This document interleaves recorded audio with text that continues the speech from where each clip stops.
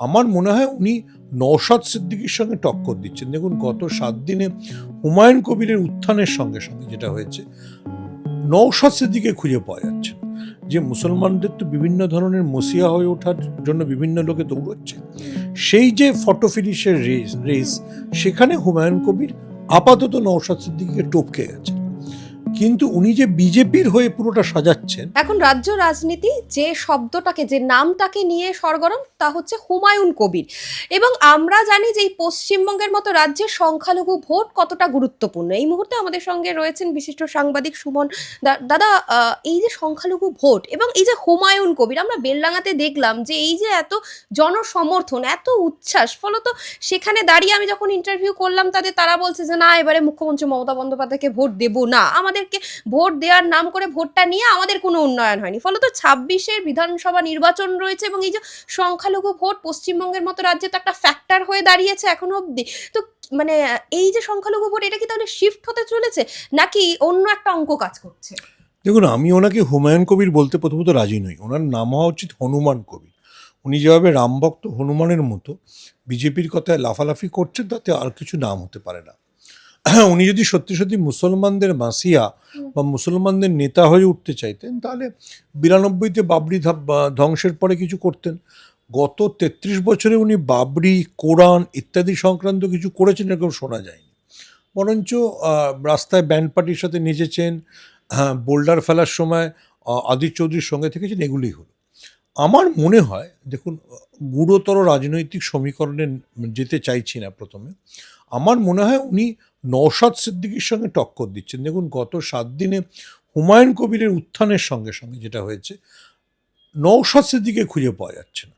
যে মুসলমানদের তো বিভিন্ন ধরনের মসিয়া হয়ে ওঠার জন্য বিভিন্ন লোকে দৌড়চ্ছে, সেই যে ফটো ফিনিশের রেস সেখানে হুমায়ুন কবির আপাতত নওশাদ সিদ্দিকীকে টপকে গেছেন। কিন্তু উনি যে বিজেপির হয়ে পুরোটা সাজাচ্ছেন, সেটা এমনকি এমআইএম, মানে যে আরেকজন ভোট কাটুয়া, মানে ধরুন কি বলবো, ললিত মোদী সার্টিফিকেট দিচ্ছেন মেহুল চোকসিকে, এই না ও আরও খারাপ।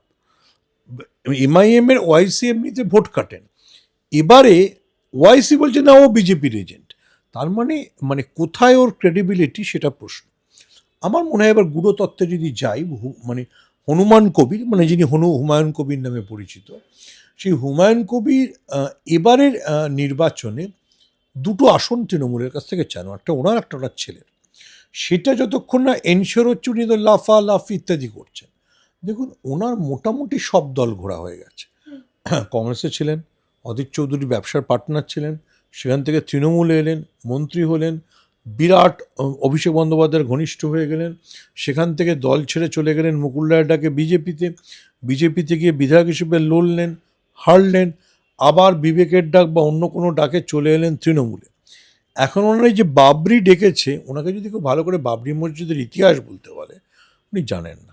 বাবরের ইতিহাস তো জানেনই না ভালো করে। উনি কবে, মানে কতবার মসজিদে গেছেন তাও কেউ জানে না। দেখুন, আবারও বলছি যে উনি একটা মসজিদ তৈরি করতেই পারেন, কিন্তু অমিত শাহর ভাষায় বলতে গেলে ক্রোনোলজি সমঝিয়ে, ঠিক যখন গীতা পাঠ হবে তখন উনি মসজিদ বানাবেন। এ পাশে একজন হিরোর মতো নাচবে, অন্য একজন ভিলেন হয়ে নাচবে, যাতে হিন্দু ভোট সুসংহত করা যায়, এটাই উদ্দেশ্য। সংহতি দিবসও ছিল। আমি সেটাই বলছি যে উনি যদি ৬ই ডিসেম্বর উনি সত্যি সত্যি আগ্রহ থাকতো, যেমন ধরুন আমি দেখলাম যে গীতা পাঠে তাপস রায় এবং শুভেন্দু অধিকারী মন দিয়ে গীতা পড়েছেন। যদি গত ৩০ বছরে তাপস রায়ের রাজনীতি জীবন একটু বড়, ৪৫ বছর, যদি তাপস রায়ের আর একটা ছবি রেখেও দেখাতে পারে তাপস রায় গীতা পাঠ করছেন, তাহলে আমি তাকে মানে আলাদা করে পুরস্কৃত করব।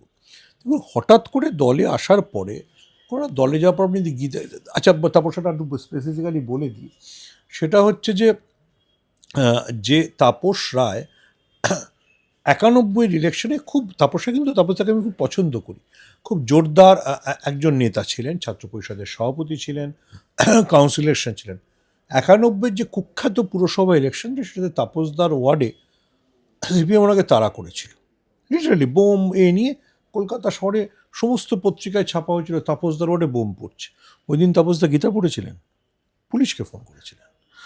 তো আমাদের বুঝতে হবে যে হঠাৎ কেন কেউ গীতা পড়ছে, হঠাৎ কেন কেউ বাবরি বানাতে চাইছে, এই সব কিছু রাজনৈতিক উদ্দেশ্যে। কিন্তু বাংলায় এই যে মেরুকরণের রাজনীতি, যাকে হিন্দিতে বলে ধ্রুবীকরণ কি প্রয়াস, ওটা কতদূর চলবে আমার সন্দেহ আছে।